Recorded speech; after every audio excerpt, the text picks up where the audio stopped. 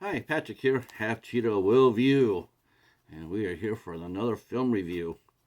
Uh, so I was just spinning around on TUBI and looking for something fun to watch, and I caught the eye. The movie Hellblazers caught my eye, and of course, any movie has Tony Todd in the front of it, looking like he's ready to kick ass. Well, that's enough. That's enough of an invitation for me. So Hellblazers is a 2022 film. It is a Tubi original.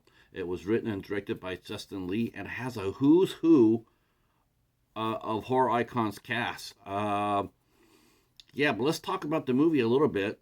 Um, in a very small town, who knows where, but a small town where everybody knows everybody and doesn't leave their house door locked at night. Um, a group of Satanists have come together to raise a demon so they can take over life as we know it on Earth. Um, so that's what they're going to do. They're going to do a human sacrifice and raise up this demon. Um, Unfortunately for them, that they were spotted. Uh, they were spotted by none other by a gentleman named Bill Unger, who's played by Bruce Stern, and he sees their shenanigans that he's up to. He spots their leader Joshua raising up the demon, and really not really. He sort of has that self like, I can't really believe this stuff actually works, but it actually does. Of course, we meet the new sheriff. The new sheriff's in town. He's from New York City, and he has a little bit of combat fatigue on him a little bit. His name is Joe, and he comes into the small town, and you can tell that he's been pretty much rocked by what he's seen. He's already starting to drink early in the morning, and he's very quiet and reserved. Uh, and we meet the rest of the town, including his deputy Teddy. We see the town's mayor, Harry, a small diner that's run by uh, Mary, and we have a radio DJ named Georgia, and mechanic Bernard, and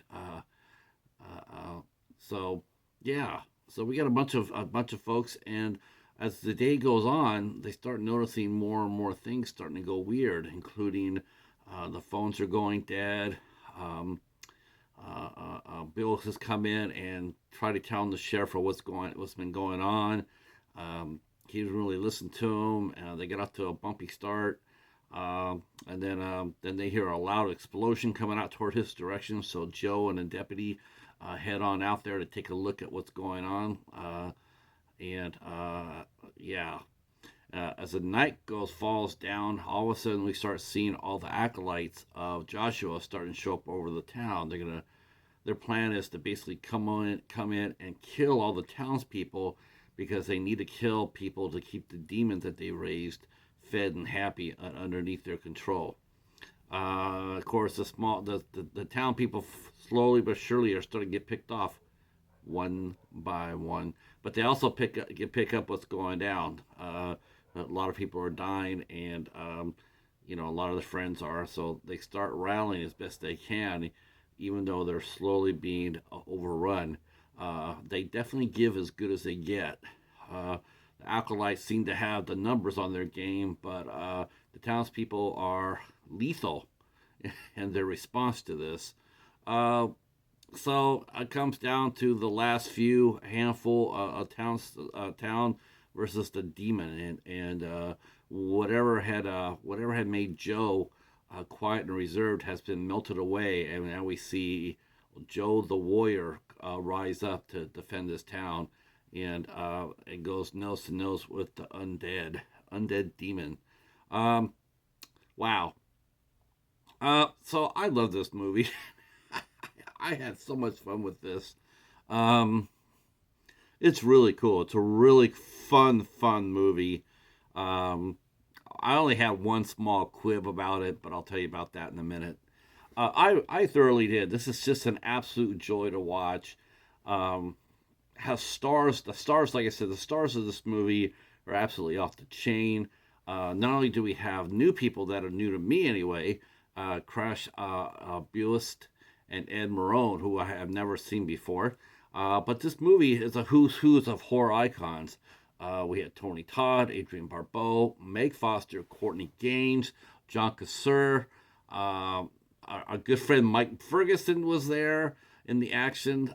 Even though you don't necessarily see his face, you do see his hands. You do see his hands. You know who he is.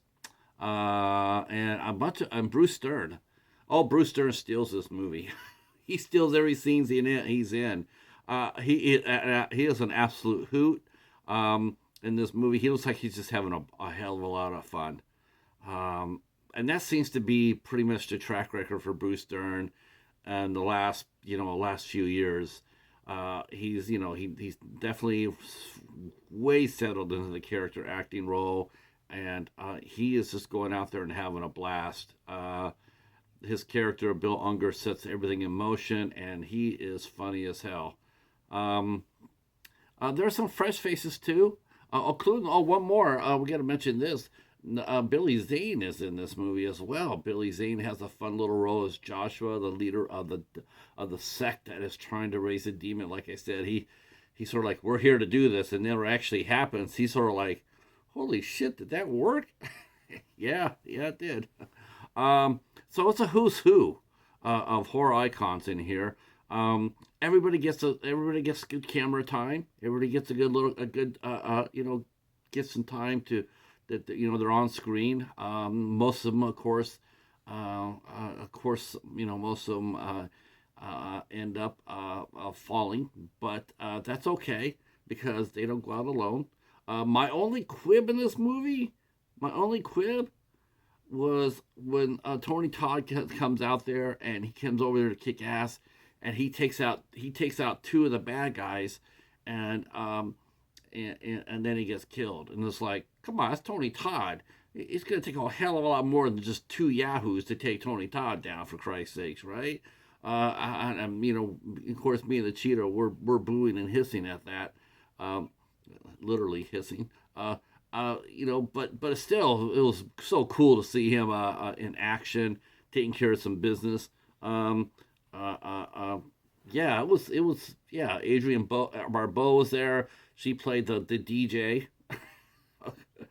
She played the DJ, which of course, not typecasting or anything, but of course that's what she did in The Fog. Meg Foster played Mary. She played the leader of who owned the diner. Courtney Gaines, who has I've been a guest on 8 Questions with. He played Bernard, the car mechanic.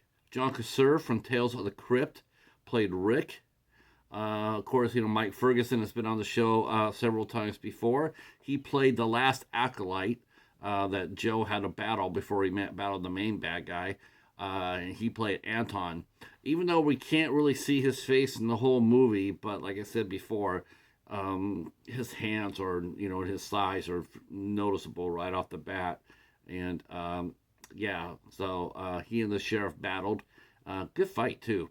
Let's see, and it's not a deep thinking movie. It's fast and furious, and it's everything you want it to be in a movie like this. Everybody got some time in front of the camera. It wasn't just one scene and that was it. Maybe 2 scenes and that's it. But they're good scenes. I can't complain about it. And of course, they let off a little possible sequel action, but this is the type of movie that doesn't really need a sequel. It doesn't. It told a story, told it well, got a great cast, well used. The violence is great. The fights are great. The demon looked really good. The demon looked all right. It looked all right. The creature looked all right.